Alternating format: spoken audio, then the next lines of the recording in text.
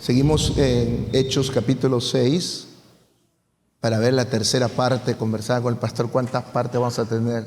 5, 7, 8, dice, hasta que quede bien grabado. En aquellos días, dice, como crecía el número de los discípulos, hubo murmuración de los griegos contra los hebreos, de que las viudas de aquellos eran desatendidas en la distribución diaria. Entonces los 12 convocaron a la multitud de los discípulos y dijeron: no es justo que nosotros dejemos la palabra de Dios para servir a las mesas. Buscad pues, hermanos, de entre vosotros a 7 varones de buen testimonio, llenos del Espíritu Santo y de sabiduría, a quienes encarguemos de este trabajo. Y nosotros persistiremos en la oración y en el ministerio de la palabra. Agradó la propuesta a toda la multitud y eligieron a Esteban, varón lleno de fe y del Espíritu Santo, a Felipe, a Prócoro, a Nicanor, a Timón, a Parmenas y a Nicolás, prosélito de Antioquía, a los cuales presentaron ante los apóstoles, quienes oraron, les impusieron las manos, y crecía la palabra del Señor, y el número de los discípulos se multiplicaba grandemente en Jerusalén. También muchos de los sacerdotes obedecían a la fe. Estemos atentos a la palabra de nuestro Señor. Continuamos en el capítulo 6 de Hechos, y hoy he querido tomar el tema, la tercera predicación de este pasaje que hemos leído, pero quería ponerlo por título: la obediencia es prueba de una fe viva o de una fe verdadera. La semana pasada habíamos visto que había surgido problemas en la iglesia y los apóstoles no rehuyeron al problema, sino que afrontaron el problema, y habíamos dicho que tomaron 2 medidas para solucionar el problema. Y las 2 medidas eran: número 1, era parar el problema que se había levantado, eligiendo a los primeros diáconos. La palabra diáconos significa los que sirven, los que atienden. A los primeros hombres que atendieron, sirvieron a la iglesia. Y estos hombres tenían que tener 3 características. ¿Usted se acuerda de esas características? Que tengan buen testimonio. ¿Qué significaba eso? Que sepan reconocer cuando falla, que sepan pedir perdón. Y en eso muchas veces nosotros somos los que fallamos, ¿amén? Todos fallamos. ¿Hay alguien aquí que no falla? El problema no es fallar.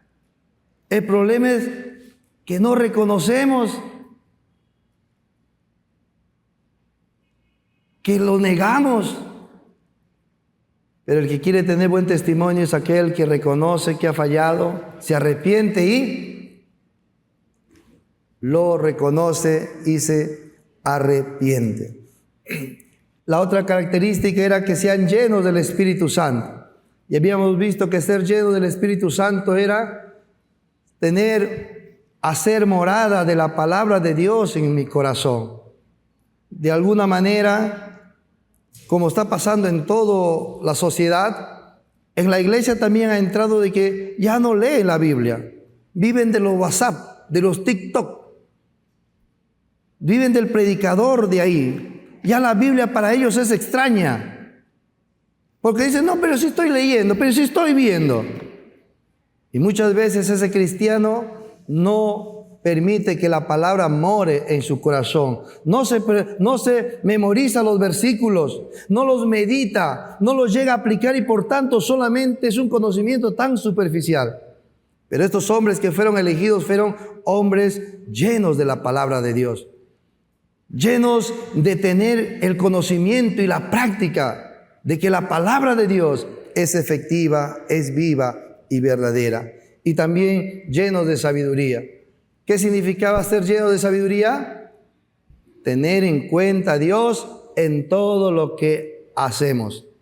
Cantidad de veces nos pasa que lo único que queremos que Dios bendiga lo que yo he planeado, bendiga lo que yo ya lo he elegido, bendiga lo que yo ya lo he soñado. Lo único que quiero es decirle a Dios, sígueme, tú sígueme, porque yo ya lo tengo todo listo. Y hermano, eso hace el necio, porque el necio no toma en cuenta a Dios.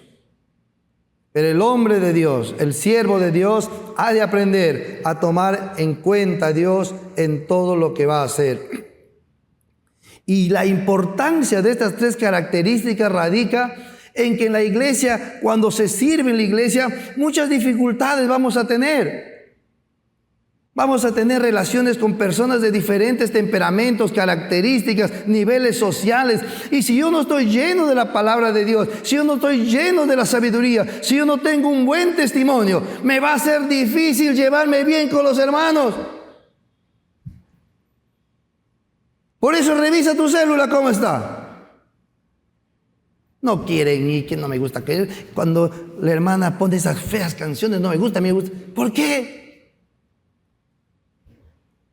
Pero cuando tenemos estos tres elementos, nuestro corazón aprende a aceptar con amor a los demás. Amén. Aprende a valorar con sabiduría a los demás. Y se evitan los problemas y las confrontaciones. Y decíamos también que estos requisitos todos los cristianos podemos tenerlo. Que no son requisitos altos. Usted no puede terminar diciendo, wow, muchos requisitos tan difíciles. No. ¿Por qué no? Porque habíamos dicho que somos nueva criatura. Y el ADN de Cristo está en nosotros. Y Cristo fue el más grande servidor del universo. Y si Cristo fue así y yo soy de Él, entonces yo también puedo ser de Él. Amén. Yo puedo ser como Él. Puedo aprender a servir. Puedo tener estas características para servir. Solamente que habíamos dicho que hay que tomarlo con violencia.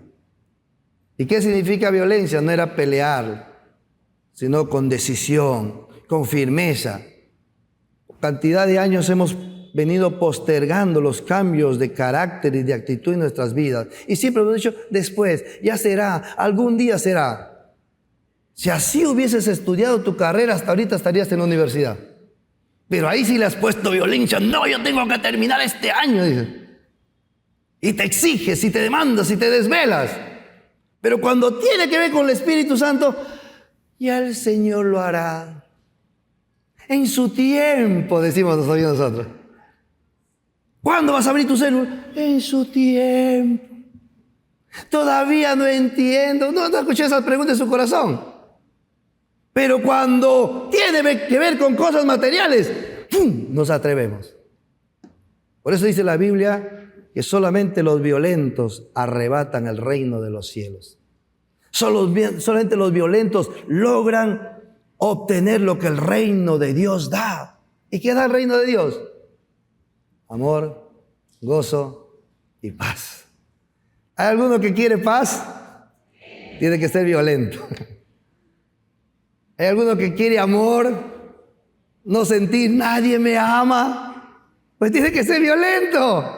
Agarre esas promesas de Dios. Viva de lo que Dios dice. Y la segunda medida, y de hoy día vamos a tocar esa segunda medida que tomaron los apóstoles.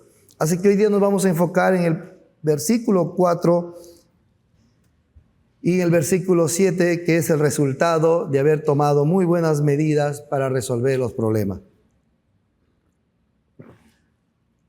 Versículo 4 dice, y nosotros persistiremos en la oración y en el ministerio de la palabra.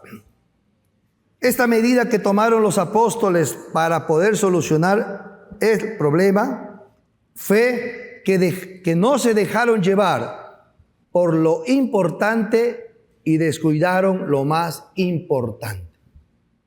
Cantidad de veces en nuestras vidas pasa eso, que nos dejamos llevar por algo importante descuidando lo más importante.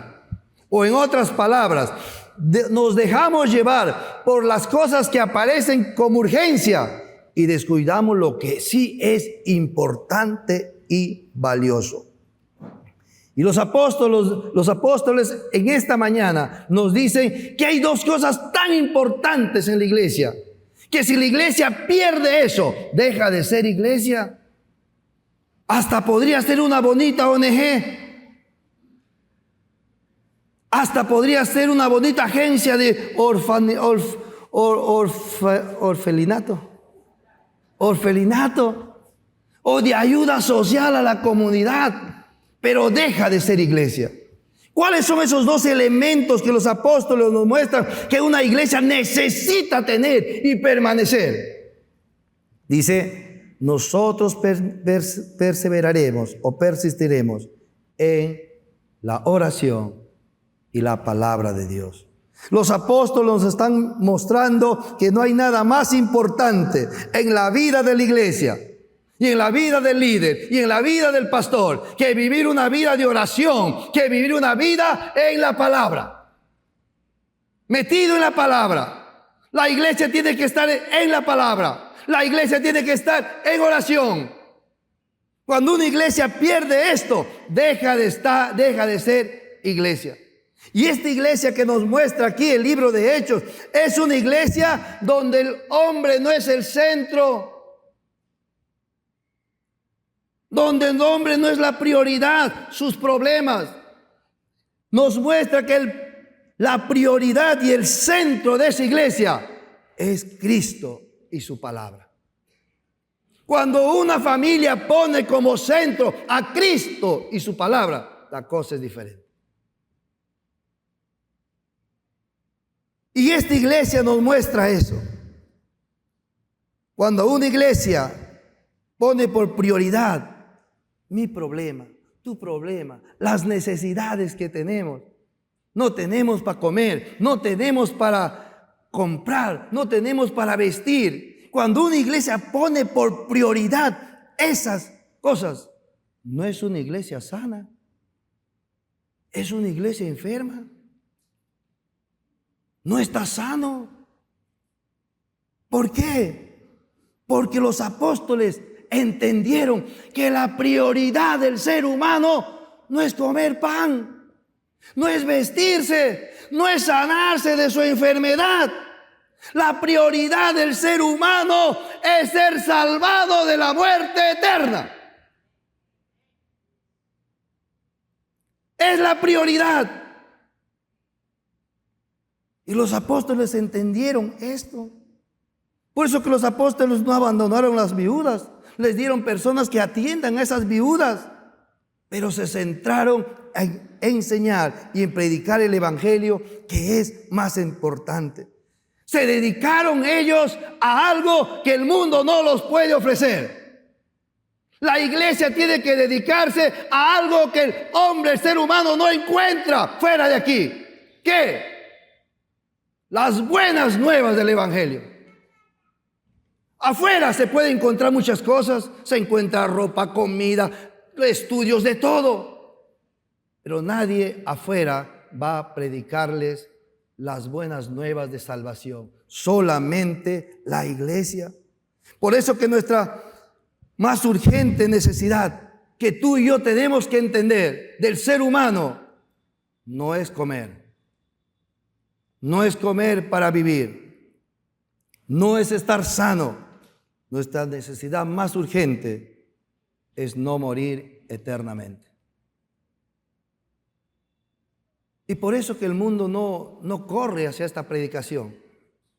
Porque está tan metidos en sus problemas, tan metidos en sus propias necesidades, que el diablo ha dicho, no, mira, olvídate de la muerte eterna, que después de la resurrección, tú necesitas ahorita pan, tú necesitas pagar tu luz, tú necesitas sanarte de esa artritis. ¡Qué muerte eterna! ¡Olvídate!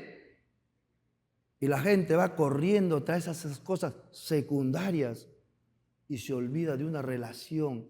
Se olvida de que un día va a tener que presentarse ante un tribunal celestial. Y ahí no le va a valer la excusa. No iba a la iglesia porque no comía. No iba a la iglesia porque no tenía ropa. Y Jesús le va a preguntar, ¿por qué no creíste? ¿Por qué no tomaste el regalo que te di? ¿Por qué no aceptaste a Cristo en tu corazón? el regalo más precioso que te ofrecí. Y hay de aquella iglesia que no predique a ese Cristo. Hay de esa iglesia que va solamente predicando las bendiciones de Cristo, pero no predica a Cristo como el mejor regalo que Dios dio a la humanidad. Y así lo entendieron los apóstoles. Por eso ellos decidieron dedicarse a la predicación de la palabra, porque la palabra es pan del cielo. Porque la palabra es la leche no adulterada que nos ayuda a crecer y desarrollar. De un púlpito se puede predicar muchas cosas. Ahorita podría estar predicándole de autoayuda. Vamos a hablar de las fobias, del miedo. No tema. Pero lo que es más importante predicar de un púlpito es que usted entienda que su necesidad es tener comunión completa y constante con Dios. Por eso que la iglesia debe predicar que el problema del hombre no es que está de hambre, no es que hay muchos huérfanos. El problema del hombre es que ha ofendido a Dios. Le ha dado la espalda a Dios. Le ha dicho a Dios, tal vez no con sus labios, pero le ha dicho, no te metas en mi vida. Puedo ir a tu iglesia si quieres. Puedo estar ahí, puedo aguantarme mis 2 horas ahí, no, está bien, pero no te metas en mi vida. Tú sígueme, porque yo ya lo tengo todo planeado. Ese es el problema del hombre. Su problema no es que me han atendido mal, que yo nací en una familia pobre, que no tengo recursos. El problema del hombre es que ha abandonado a Dios. Y por eso que la iglesia de Cristo se tiene que centrar en la palabra de Dios. Este pasaje que hemos leído en el capítulo 6 de Hechos, aunque aquí nos muestra el inicio de los hombres que aprendieron a servir a Dios, no es por eso importante este pasaje. Este pasaje es importante porque aquí nos muestra lo que una iglesia viva, llena del Espíritu, pone por prioridad: la oración y la palabra. Pregunta: ¿eres tú parte de esa iglesia? ¿Has puesto en prioridad en tu vida la oración y la palabra? ¿Se caracteriza tu vida porque eres un hombre de oración, una mujer de oración, una mujer de la palabra, un hombre de la palabra? ¿Esa es la característica que notas en tu vida? Porque eso es prioridad en nuestro corazón. La iglesia nunca ha dejado de ser sensible a las necesidades de sus miembros y de la comunidad. Por eso que si usted no sabía, siempre fueron las iglesias los que iniciaron las ayudas sociales.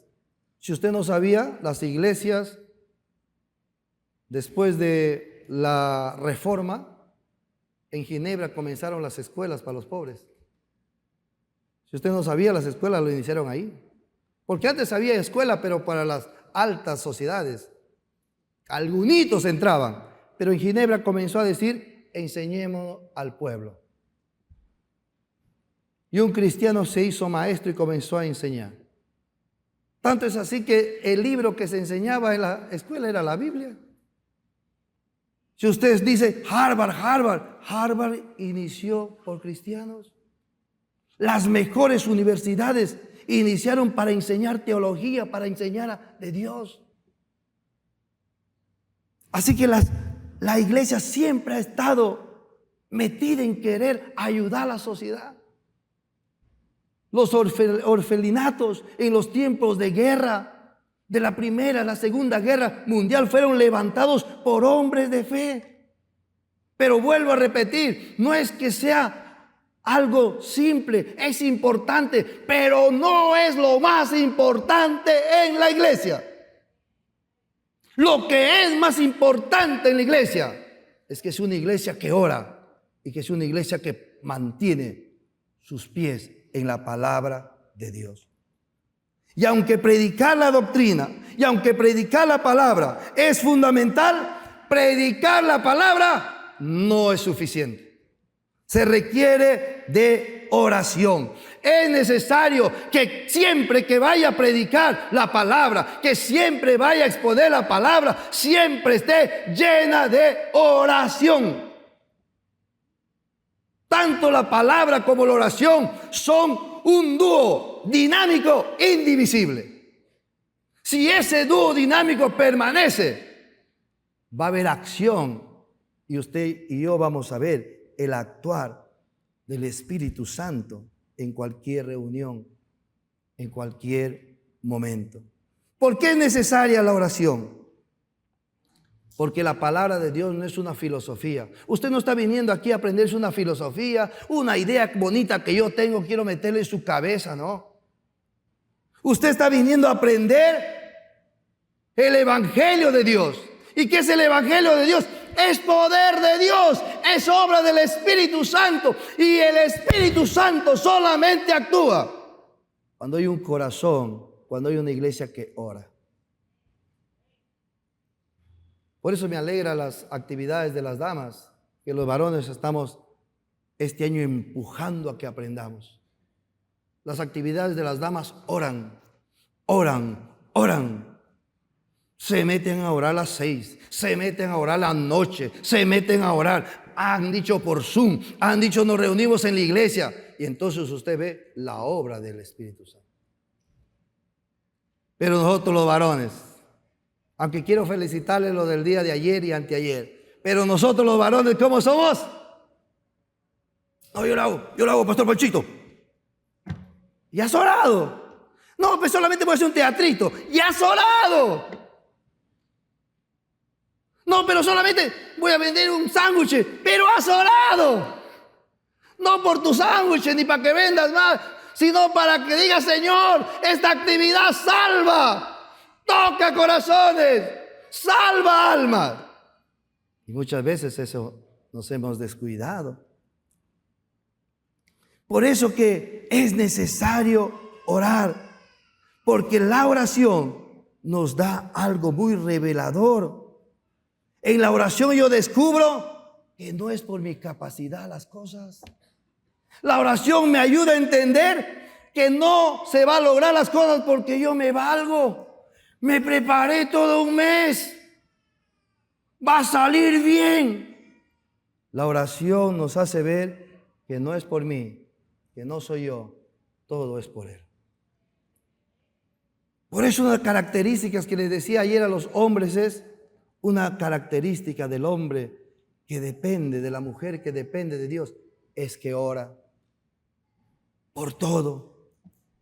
Es que le busca a Él en todo y por todo.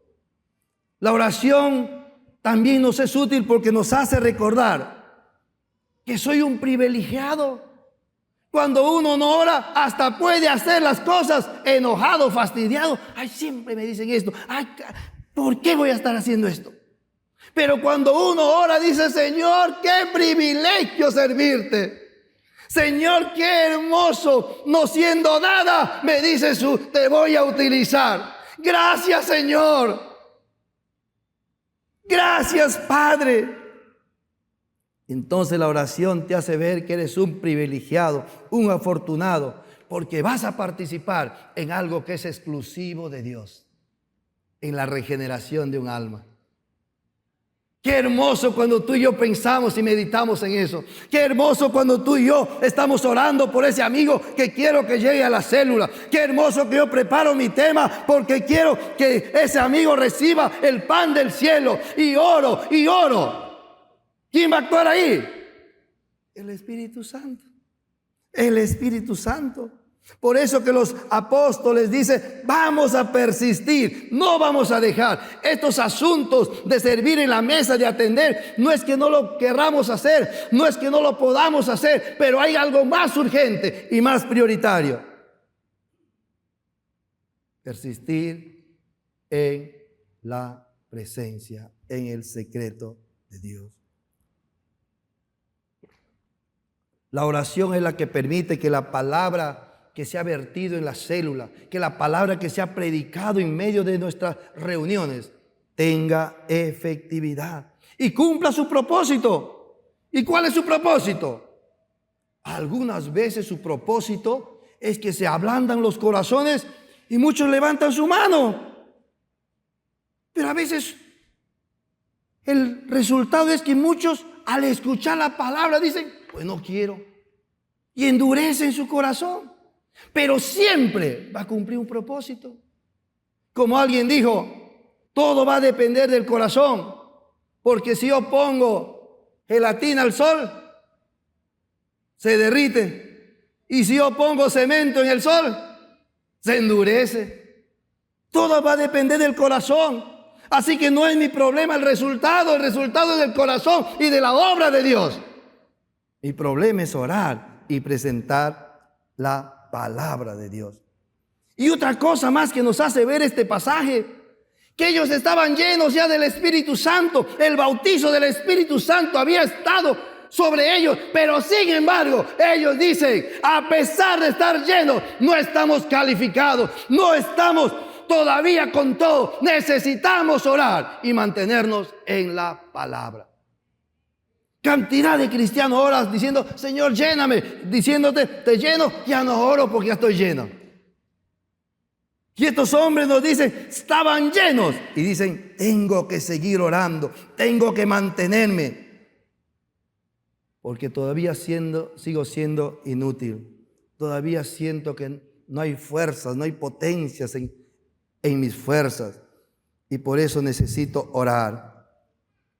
Quizás de todos los apóstoles que nos muestra la Biblia, el apóstol Pablo fue el más preparado de todos ellos. Y sin embargo, Pablo, el gran apóstol, el que estudió al lado de un hombre que muchos estudiosos dicen que se pareciese a la Universidad de Harvard. Gamaliel era un maestro que parecía como, si se compara con el tiempo actual, que estudiar con él era estudiar en Harvard. Y ahí estudió Pablo, pero sin embargo, este hombre con toda su sabiduría y con todo su conocimiento, él nos enseña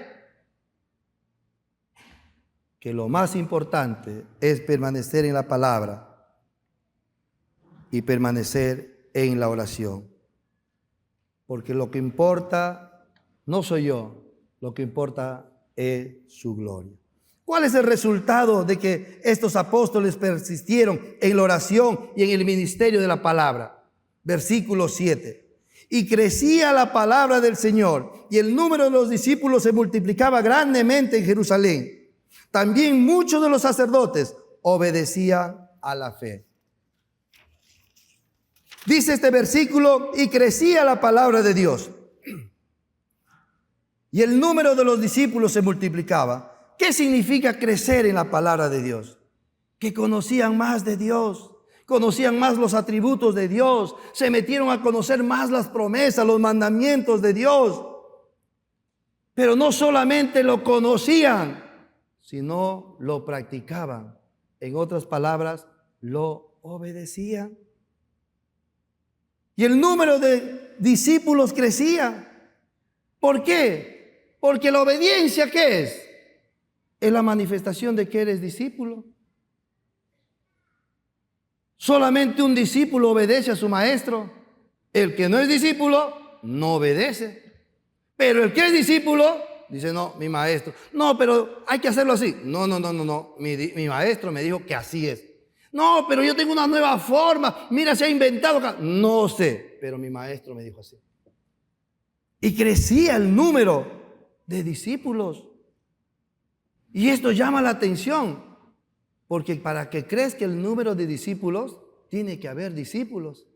Porque solamente los discípulos pueden producir discípulos. Solamente alguien que obedece produce a alguien obediente. Solamente alguien que vive la vida de Cristo puede producir otro que vive la vida de Cristo. Y eso es lo que tú y yo debemos meditar en nuestra vida. ¿Qué estoy produciendo yo? Tal vez por eso tu esposo ni quiere venir a la iglesia. Tal vez porque te mira tu esposo y dice, no me meto ahí, cholita. No, yo no voy ahí, porque te veo. Sé cómo eres. Los domingos sales con tu maletín, tu Biblia grande de 10 kilos y tu ropa tan bonita, pero terminando el culto, todo se acabó. Pero un verdadero discípulo puede producir otro discípulo. Y por último, dice, también muchos de los sacerdotes obedecían la fe. Y esto es impactante porque para un sacerdote, cambiar su fe, para un sacerdote judío, no era algo superficial. No era algo como ir a una peluquería y cortarse el pelo, o ir a un centro de maquillaje, irme moreno y salir blanco. Porque me han puesto todas las bases y ahora estoy más blanco. Para un sacerdote judío no era algo superficial, era tan profundo. Había de tener que ocurrir algo tan profundo en su corazón que él dejó de obedecer su religión judía y comenzó a obedecer la fe de Cristo. Tenía que haber ocurrido algo que quebró todo en su interior. Y en realidad lo que está diciendo este pasaje es que los sacerdotes obedecían la fe. Eso es ser cristiano. Eso es ser cristiano. Cristiano no es un cambio de peinado.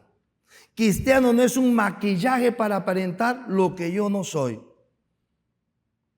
Cuando por adentro no ha habido nada de cambio en mi interior. Lo único es que he cambiado del lugar a donde voy los domingos.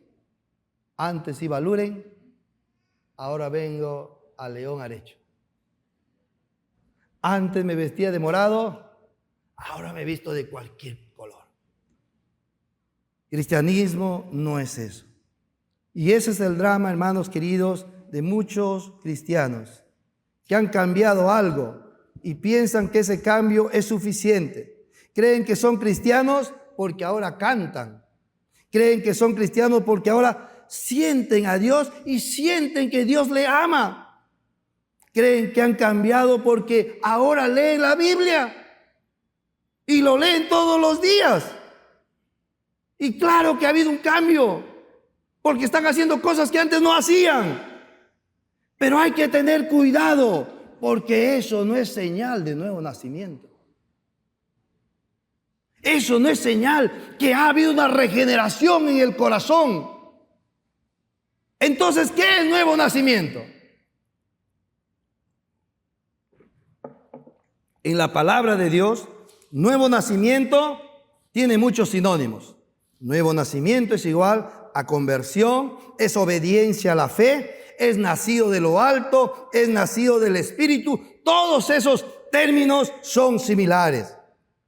Vayamos a 2 de Corintios 4:6. 2 de Corintios 4:6.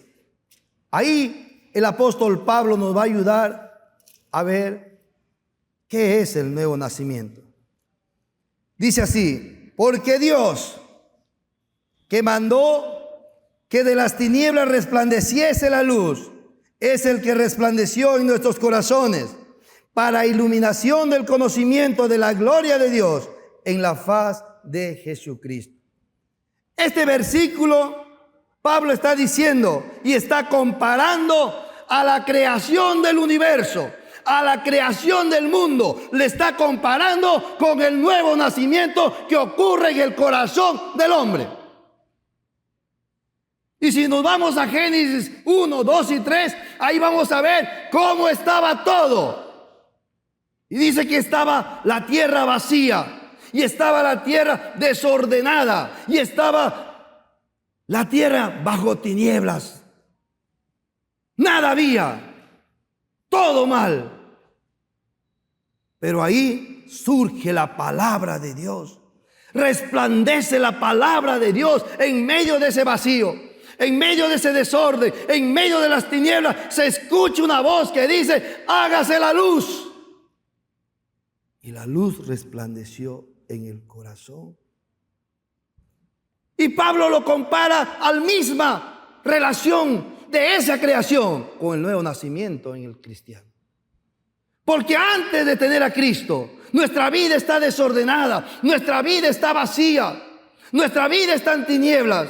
Pero sopló la voz de Dios y resplandeció la palabra de Dios en nuestro corazón. E inmediatamente la luz abrió nuestros corazones para iluminación del conocimiento de la gloria de Dios. Esa palabra nos ayudó a entender quién es Dios. Le convenció a nuestro corazón quién es Cristo.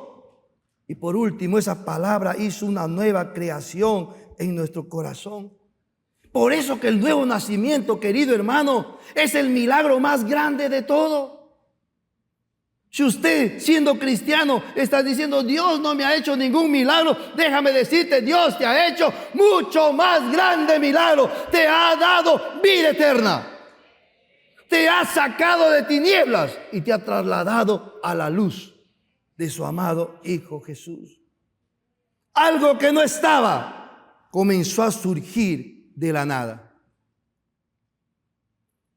Por eso que el nuevo nacimiento, así como la creación del mundo, no se puede razonar. Los científicos tratan de demostrar que el Big Bang y cómo salieron los pescaditos y todo eso. No se puede razonar, no se puede entender. El nuevo nacimiento tampoco se puede razonar, tampoco se puede entender cómo un hombre como Pablo perseguidor, cuando fue impactado por la luz de Cristo, su corazón cambió. Pero no solamente Pablo, como usted, que siendo un mal hombre, que teniendo malos caminos, Cristo tocó su corazón y ahora hoy está sentado aquí escuchando y siguiendo a Cristo. ¿Cómo puede ocurrir eso? No se puede entender, no se puede explicar, no se puede razonar. La única forma de saber eso es saboreando y disfrutando el nuevo nacimiento. De tal manera que si tú no has saboreado y disfrutado el nuevo nacimiento, es muy difícil poderte explicar qué es nacer de nuevo. Tienes que experimentarlo. Para mí nacer de nuevo es como encontrarse con un camión, esos camiones grandes que llevan 18 toneladas, que vienen a 100 por hora y que tú te metiste en su camino. Y el nuevo nacimiento es un golpe, donde tú mueres y Él comienza a vivir su vida en ti. Amén. Hay algo que cambia. Y eso no se puede explicar, pero ¿cómo? ¿Qué pasó? ¿Por qué dejaste esto? ¿Por qué si tú te gustaba, por qué la dejaste? Es que estaba en pecado. Es que no era normal hacer eso. Eso no se puede explicar. Como no puedo explicar a un ciego de nacimiento los tonos de los colores. No le podría explicar. ¿Cómo le explico a un ciego cómo es un rojo? ¿Cómo es un verde? ¿Cómo le explico? No tengo forma. La única cosa que necesita ese ciego es que le devuelvan la vista, para que por primera vez entienda lo que es rojo, lo que es verde, lo que es negro. Por eso, hermanos queridos, tenemos que llegar a saber si tú o yo somos nacidos de nuevo. Entonces yo quiero mostrarles qué es un nacido de nuevo. Y vamos a verle primero en la parte negativa y también en la parte positiva. ¿Quién no es un nacido de nuevo? Esa es la parte negativa. Un nacido de nuevo no es alguien, un no nacido de nuevo es alguien que va a la iglesia y escucha el evangelio. Un no nacido de nuevo es alguien que se dedica a discutir el evangelio proclamado. Un no nacido de nuevo es alguien que ha estudiado teología. Un no nacido de nuevo es alguien que siente a Dios y siente y sabe que Dios le ama. los budistas y muchas otras religiones saben que Dios le ama y sienten a Dios. Y por último, un no nacido de nuevo es alguien que obedece a Dios, pero obedece solamente en forma mecánica, como los religiosos. Usted sabía que en el tiempo de Jesús, quienes obedecían más la ley eran los fariseos. Pero sin embargo, a pesar de que obedecían la ley, porque no implicaba ahí su corazón, no le habían reconocido al Hijo de Dios. Ahora sí, en forma positiva, ¿quién sí es un nacido de nuevo? Un nacido de nuevo es alguien que va a la iglesia y escucha el Evangelio. Un nacido de nuevo es alguien que después de rendirse al Evangelio, discute con Dios temas que no entiende. Un nacido de nuevo es alguien que sabe la doctrina de los apóstoles porque las estudia. Un nacido de nuevo es alguien que siente a Dios en su corazón, siente y sabe que Dios le ama. Pero lo fundamental, lo que demuestra y la característica que se ve en un nacido de nuevo es que es alguien que obedece a Dios y a su palabra.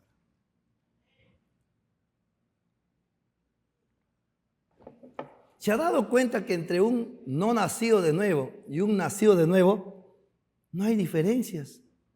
La única diferencia es que el nacido de nuevo obedece a la fe. ¿Por qué? Porque el nacimiento de nuevo implica todo su ser. No solamente que ha entendido el Evangelio, sino implica que todo su ser ha sido transformado. Su mente para entenderlo, su corazón para aceptarlo y su voluntad para obedecerlo. Todo ha sido cambiado. Así como el pecado manchó al ser humano en todo. Hace algunas semanas yo le decía que el ser humano está manchado de pecado. Tanto es así que aún el ADN del ser humano fue alterado por el pecado. Pues de igual forma, el nuevo nacido, todo su ser, ahora está siendo afectado por Cristo. Aún el ADN del nuevo nacido ha comenzado a cambiar. ¿Por qué? Porque hay un nuevo corazón. Ahora escucha con sus oídos. Ahora entiende con su mente. Ahora aprende a aceptar en su corazón lo que antes rechazaba, lo que antes peleaba. Ahora dice, no, es Dios, lo voy a hacer. Y cuando ve que no puede, se pone de rodillas y dice, yo no puedo hacerlo y me pides esto. Enséñame a hacerlo en tu fe. Enséñame a hacerlo en tus fuerzas. Enséñame a hacerlo con tu corazón. Porque toda la fe del nuevo nacido ha afectado y ha implicado todo su ser, todo su corazón. Por eso, queridos hermanos, la fe no es, el pecado no es una manchita. No piense usted, una manchita, un pecadito, no. El pecado lo tiene cada célula de tu cuerpo. Y por eso que Dios da un nuevo nacimiento. Por eso yo siempre he dicho que Dios no ha venido para reparar nada. Dios ha venido a cambiar. Y la marca del que ha sido cambiado es que ahora está rendido y ahora obedece. La obediencia a la fe, la marca que tiene el nuevo nacido, que es la obediencia, que indica y garantiza que de alguna manera esa fe que dice tener es honesta. Implica que esa fe que dice proclamar es honesta, porque es obediente. La obediencia está dando testimonio que ese hombre, que esa mujer tiene una fe honesta. Es lo que dice creer. Por eso que la fe no es algo estático, la fe es algo dinámico. Por eso la Biblia habla de la fe algo que se puede ver, viendo Jesús la fe de sus amigos. La fe no es algo que se piensa, no es algo que se habla, la fe es algo que actúa. Y la obediencia también es un verbo, es algo que se ve. Por eso que la obediencia es la garantía de que mi fe es honesta y es verdadera. Y confirma que lo que yo decía es verdad.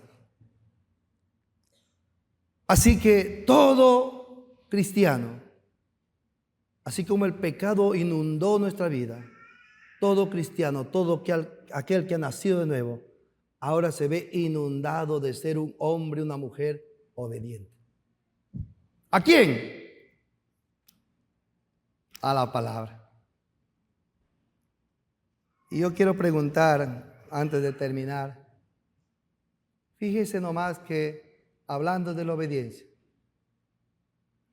y antes de hablar de la obediencia hablábamos de dos características que tenía que tener la iglesia. ¿Cuáles eran? Oración y la palabra. ¿Te has preguntado si eres obediente en eso? ¿Estás viviendo esa obediencia? ¿Son las marcas que te están distinguiendo? ¿O lo único que estás haciendo es correr, actuar, sin pararte a obedecer lo que Dios dice? Cuando un cristiano no obedece, está tratando de dos cosas: de desbancar a Dios de su trono. Le está diciendo: salte del trono, no quiero que seas prioridad de mi vida. Lo único que quiero es que me lleves a esa vida que me has prometido. Después déjame hacer mi vida. Yo no le hago daño a nadie. Cuando un cristiano no obedece, le está diciendo: no quiero que seas el primero. ¿Y a quién le pone el cristiano en primer lugar? Al diablo, no. A ti mismo. A tus propios asuntos, a tus propios intereses, se vuelven prioridad antes que los intereses de Dios. Por eso que la verdadera obediencia es la manifestación de un corazón que tiene verdadera fe. Hermanos queridos, quizás usted diga: ay, el pastor desde el inicio de año nos para hablando de la obediencia, de arrepentimiento, pareciese como que no seríamos cristianos. ¿Cuándo nos va a hablar del amor? Y hermanos queridos, mi intención no es hacerles sentir mal, tampoco es volverles dudoso de la fe que tengan, sino lo que quiero en realidad es que su fe o su confianza no lo pongan en su asistencia al templo. Lo que realmente quiero es que no pongan su confianza en las obras buenas que hacen. Tampoco pongan su confianza en la aceptación intelectual que han hecho de la salvación. Yo ya levanté mi mano, ya hice la oración de fe. Tampoco pongan su confianza en la experiencia, en ese que han sentido alguna vez. Yo, cuando recibí a Cristo, he sentido que me quema todo. No pongan ahí su confianza, ni en las chocolatadas que hacemos en Navidad. Realmente lo que anhelo es que pongan su confianza en que la fe verdadera se manifiesta a través de una obediencia verdadera. Lo que anhelo es que usted y yo seamos una iglesia que antes que decir que tengo gran fe, me vean que soy obediente a la palabra de Dios, me vean que lucho conmigo para obedecer a aquel que me amó. Y si Él me dice tengo que orar, pues voy a orar. Si Él me dice tengo que permanecer la palabra, pues voy a permanecer. Porque he entendido que esas dos cosas traen el poder del Espíritu Santo en mi vida y en las reuniones. Por eso que es mi anhelo que no se entristezca porque ya estamos 4 meses hablándole de esto. Al contrario, es bueno saber distinguir: ¿he nacido de nuevo? ¿Y cuál es la manifestación real que has nacido de nuevo? La obediencia. Y para terminar, ¿cómo llego a ser nacido de nuevo? ¿Cómo llego a ser nacido de nuevo? Lucas capítulo 15, versículo del 11. ¿Quién sabe qué hay en Lucas capítulo 15, versículo 11? ¿Quién sabe qué hay? La parábola del hijo pródigo. Y la palabra del hijo pródigo, esa parábola nos enseña cómo nacer de nuevo. Dice así: tenía un hombre, tenía 2 hijos, y el menor de ellos dijo a su padre: Padre, dame la parte de los bienes que me corresponde. Y le repartió los bienes. No muchos días después, juntándose todo, el hijo menor se fue lejos a una provincia apartada, y viviendo allí desperdició sus bienes, viviendo perdidamente. Y cuando todo lo hubo malgastado, vino una gran hambre en aquella provincia, y comenzó a faltarle. Y fue y se arrimó a uno de los ciudadanos de aquella tierra, el cual envió a su hacienda para que apacentase cerdos. Y deseaba llenar su vientre de las algarrobas que comían los cerdos, pero nadie le daba. Y volviendo en sí dijo: ¿cuántos jornaleros en casa de mi padre tienen abundancia de pan, y yo perezco de hambre? Me levantaré e iré a mi padre y le diré: Padre, he pecado contra el cielo y contra ti, ya no soy digno de ser llamado tu hijo, hazme como uno de tus jornaleros. Y levantándose vino a su padre, y cuando aún estaba lejos, lo vio su padre, fue movido a misericordia, corrió y se echó sobre su cuello y le besó. ¿Cómo llego a ser un nuevo nacido? ¿Cómo puedo obtener el nuevo nacimiento? Versículo 7 dice así: volviéndose en sí. El muchacho había estado en la casa de su padre, disfrutaba todo, pero tomó la decisión de alejarse de su padre. Y se alejó tanto que llegó a una condición penosa de estar en la mugre, en la pobreza, en la suciedad. Pero ahí llegó la luz del evangelio a su corazón. Y dice, volviendo en sí, se dio cuenta de su condición. Cantidad de gente no se da cuenta de su condición. Asimismo dice: yo estoy bien, yo estoy bien. ¿Y por qué estás bien? Es porque tengo trabajo, porque tengo mi dinero, porque tengo buena familia. Yo estoy bien. Y la Biblia dice que todo hombre está mal. No hay justo ninguno. Solamente uno, Cristo. El segundo paso es el arrepentimiento. Versículo 18 dice: me levantaré e iré a mi padre y le diré: Padre, he pecado contra ti. Él está diciendo: voy a arreglar lo que malogré. Malogré mi relación con mi padre, me alejé de él, ahora le arreglo, voy a volver con él, voy a pedir perdón, no importa dónde me ponga, quiero ahora estar cerca de mi padre. Arrepentimiento. Y por último, conversión. Versículo 20, y levantándose vino a su padre.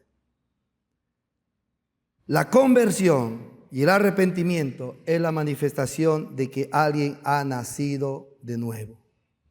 Cuando alguien no se arrepiente ni se convierte, que solamente levanta su mano y da una oración, pero su vida interior sigue siendo igual, no fue arrepentimiento, fue remordimiento. Fue un cambio superficial, fue un cambio pasajero. La conversión implica obediencia a su palabra. Amén. ¿Has dejado a esa mujer que no es tu esposa? Eso significa que te has arrepentido. ¿Has dejado esa actitud que dañaba tu casa, tu hogar? Eso significa que te has arrepentido. ¿Has dejado lo que al leer la palabra Él te ha pedido?